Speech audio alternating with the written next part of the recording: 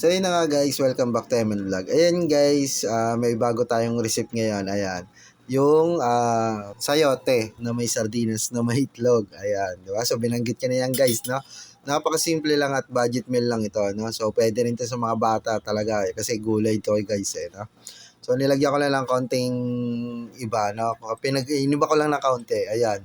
So, kung bago pa lang guys sa akin channel at gusto mo yung mga gantong luto na mga simpleng luto lang, ay mag-follow ka na at mag-subscribe. Ayan. So, dito nga guys, ayan, ito yung ating mga ricado, no?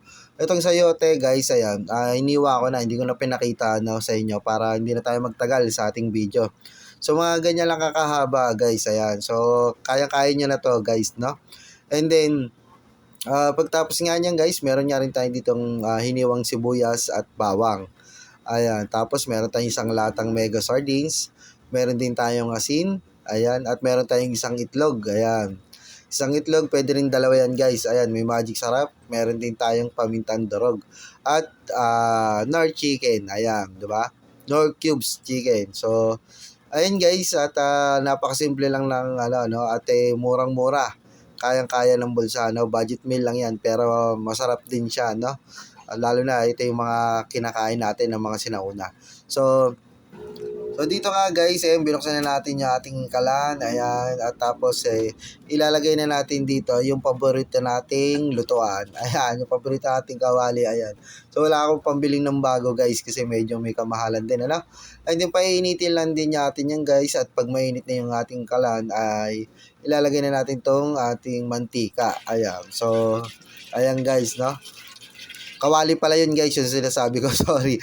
Ayan, so pagkatapos nga niyan, pag mainit na, ilalagay na natin tong bawang. Gigisahin lang natin yan. Ayan. At pagkatapos nga niyan guys, susunod na natin itong sibuyas. So, ganyan lang siya guys, no? Pag isa-gisa lang tayo ng ganyan. Pero, madali lang magluto guys. At napakasimple lang din na mapagluto. So, syempre, konting ingat lang kasi mainit to di ba? At pagkatapos nga guys, ilalagay na natin tong sardinas. Ayan, yung mega sardines. Kahit anong sardinas dyan, guys, pwede nyo ilagay dito. Tapos pakukuloy lang natin siya guys. Ayan, ito na nga siya. Pagka ganito na yung itsura niya guys, at yung nakita nyo lang nagisa nito, ay ilalagay na natin tong ating sayote. Ayan. Syempre, tinanggalan natin yung tubig, guys. At hindi natin isasama yon, di ba? Itatapon natin yon. So, ganyan lang, haluin lang natin ng kaunti. At tapos dito na tayo maglalagay ng panibagong tubig. Yan. Syempre, malinis dapat yan. Di ba? So, dito ginamit ako na nung lata, di ba? Nung lata ng sardines. Wala akong maisip di ba? Parang pinagtripa ko lang din. Oh. So, yun ang pinaglagyan ko para din na tayo maghugas ng hugasin, di ba? At tapos nga yan guys, ito na siya, ganito na siya karami. Tatakpan lang natin yan at pakukuloy natin yan. Ayan. At kapag kulo na nga guys, ito na nga siya. Ayan. So, ayun na, kulong-kulo na, no? So, haluin lang natin bagayan para mag-mix siya. Tapos, dito guys, yung isang itlog natin. Ayan, isang itlog. Pwede rin dyan dalawa guys, no? Babatilin nyo lang yan. At ihulog nyo yan dyan. Pero mas maganda rito guys kung dalawang itlog. Para mas lutang yung natin, yung itlog natin, ano? Ayun, no? Pero sa akin, isa lang nilagay ko kasi nga, syempre, budget meal lang tayo, no? At mura, pero marami makakakain. Ayan, no? So, sa isang piraso pa lang, di ba, lumulutang na yung itlog. Paano pa kaya kung dalawa? At mas magandang tignan siya, no? Pagkatapos, haluin nyo lang siya, guys, no? And then, dito, guys, maglalagay na tayo ng pampalasa rito, no? At naglagay lang ako ng konting asin. Ayan, tapos, Knorr cubes. Ayan, Knorr cubes chicken. Kahit anong Knorr cubes, pwede nyo ilagay. Ayan, pamintang durog. Ayan, tapos magic sarap, 'di ba? So pwede rin naman din 'yan, guys.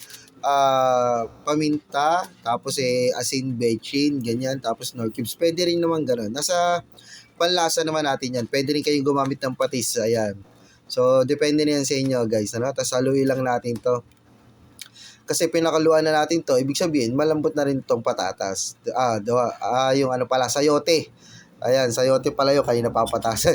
Sayote pala yun, guys, napasensya na kayo. Ayan, so tinikman ko na, is goods na siya, no? Ayan, at ito na nga ang ating finish cooking. Ayan, yung sayote, tapos may itlog, tapos at may sardinas. Ayan, so napakasimple lang guys, no? Pero masarap.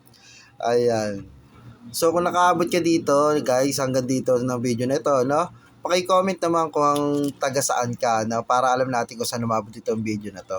Ayan, so dito, ayan, simulan na natin kumain at tikman na natin yung ating niluto. Ayan, ito ba? Simpleng buhay lang, ayan, simpleng ulam lang, pero at least nakakatawid tayo sa pang-araw-araw at busog tayo, ano? Kaya kung gusto mo ng mga ganitong video, guys, at bago ka pa lang sa aking channel, ayan, so, mag-comment ka na, mag-like and share na rin, guys, and then click mo na rin ang subscribe button or follow button. Ayan, and then yung bell icon, guys, i-click nyo na rin para update po kayo sa mga bago ko pang i-upload. Ayan, diba? So, mga simpleng lutuin lang tayo na ulam. So, susunod, syempre, pagka nakaisip din tayo mga ibang recipe, lulutuin din natin yan. Pero sa ngayon, dito muna tayo sa mga simpleng luto lang muna, no? Parang gusto ko nga ibalik yung mga dating luto ng probinsya, di ba? So, pero dito lang tayo, guys, kung ano yung kaya nating lutuin. Ayan. So, I hope, guys, na nagustuhan mo itong video na to, no? At then maraming salamat nga pala, guys, sa mga sumusuporta dyan, sa mga walang sawang sumusuporta. Ayan. At sa mga bagong susuporta. Ayan, guys, na maraming salamat sa inyo, guys. I hope na nagustuhan nyo itong mga simpleng videos ko. Ayan. So, hanggang dito na lang, guys. And happy eating, enjoy, at ingat kayo palagi. God bless, guys. Thank you.